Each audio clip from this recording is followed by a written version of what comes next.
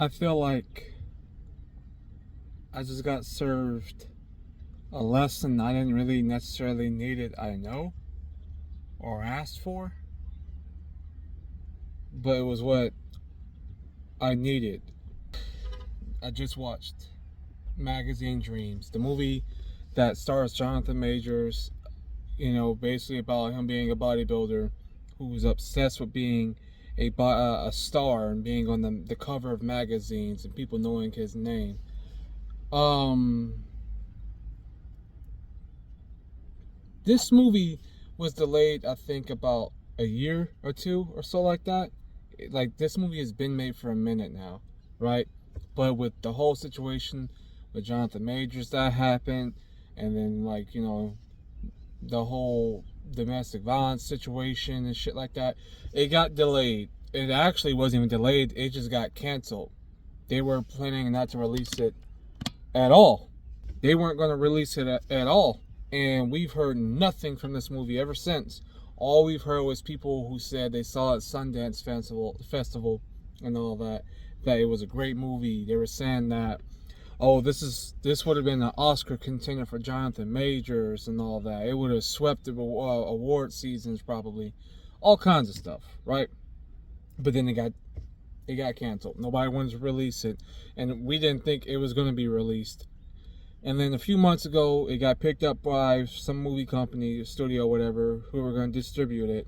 And we got a release date. And it came out recently. Came out last weekend. This movie feels like a combination of, like, imagine... Okay, let's talk about this. Imagine there's movies out there that motivate you to become a bodybuilder, right? Or to get in shape, to get pumped. Rocky, Creed, all these movies. It's like a motivation to get you pumped and how you can achieve the American dream and be on top of the world when you work your ass off, right? This movie is about working your ass off, right? But it's about if it was a nightmare. Jonathan Majors plays this character named Killian Maddox, right? And of course, you could tell he's a bit off, right? He kind of just has certain social awareness that he's just like, he lacks, right? But he's obsessed with being a bodybuilder. Of course, he's doing all these unhealthy, unnatural ways. He does cocaine, he does steroids and all that stuff to get himself to the shape that he is. And he's obsessed with the bodybuilder.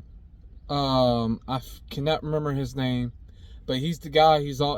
They got the bodybuilder in here who has been a meme. He always does like that square face. He goes like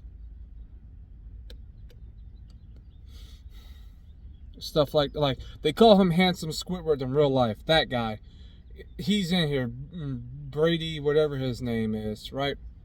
That's who our character looks at and idolizes, and he wants to be just like him.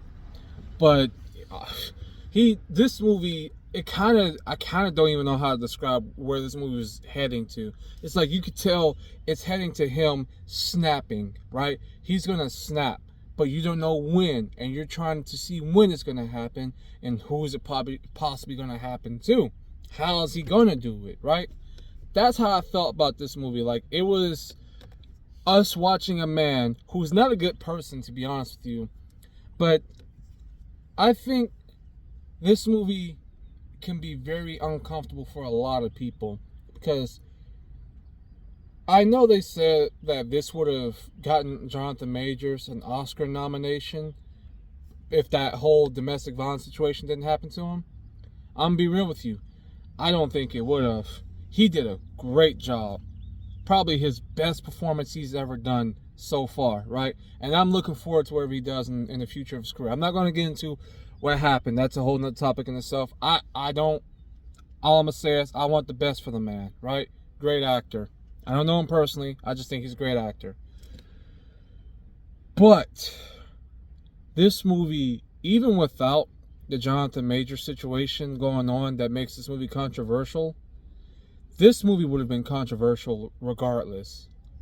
Because I think the thing about movies like this, why it's so uncomfortable for people to watch, is because you have a character who has certain motives, have certain things that he wants to achieve, and he's a terrible person. That's the thing. He's a very terrible person.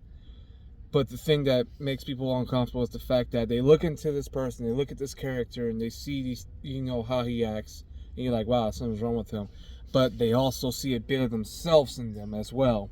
Because I'm not going to lie to you, he's just like any other person who has mental issues and refuses to seek help. And the crazy thing is he was seeking help, but a lot of people don't even do that. And he was aware of that he needed help.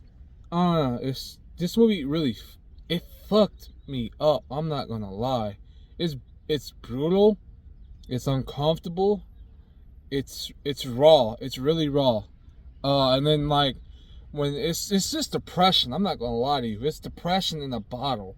And then when you open that bottle up, guess what? You find out like there's a whole nother 6-pack of like this depression waiting for you after you open that bottle. And then when you felt like something was finally going towards his way, when you felt like finally this motherfucker can get a break, something else happens to where that little joy of happiness that we thought that he wanted, that he thought he wanted, just move. I'm fucked up. Now the thing that also might throw people away from this movie is that it is a long movie. It feels like a long movie. It's like 2 hours and 7 minutes, I think. For me, that's not long at all. I love when movies are really long. I get to enjoy the story progress and all that. But this movie at some points kind of does start to feel like it's overstaying its welcome. I'm not going to give too many spoilers, but it's kind of like the same problem I have with that movie Trap, where you knew what this character was going to do, but you're just waiting for it to happen. But it's not happening, and it's kind of pissing you off. However, this feels more, it feels like it has more rewards to it than Trap does. The ending that we thought we wanted end up being what we needed, what the character needed. And I like that. Because I was like, I remember when it hit the point to the ending, I was thinking to myself, finally, let's get to it. But they went a different direction. It went in a different way that I thought it was going to. I was starting to get a little pissed off. I was like, are you fucking kidding me? I was about to be so let down. But then something happens, and then there's some, explanation dump in there from his narration. And then you realize, I'm only mad because I didn't get what I want. But the funny thing is, we might have not gotten what we wanted, but we've gotten what we needed. And I'm actually going to applaud this movie because it gave us what we needed instead of giving us what we wanted. Because what we wanted is always not the healthiest choice. It's not the best decision sometimes. A lot of us go through different types of depression, and we go about it and try to fix it with the wrong answers instead of actually seeking the right answer. And that's how I feel about this movie. Jonathan Majors, you did a great job, bro. You did a great job. You got in phenomenal shape for this movie. No diddy. I've seen too much of your ass in this movie, though. I ain't gonna lie, but hey, it's a bodybuilder movie and all that. This is 1 out of 10. I'm gonna have to give this movie a like. I'm gonna give it a solid 8. 8 out of 10. I thought it was a great movie. With that being said, it's been your boy Jared Gunza. I'm not gonna lie, I'm a little fucked up. I'm motivated to go work out, but I'm also motivated to better myself as a person after seeing this. So, yeah, peace.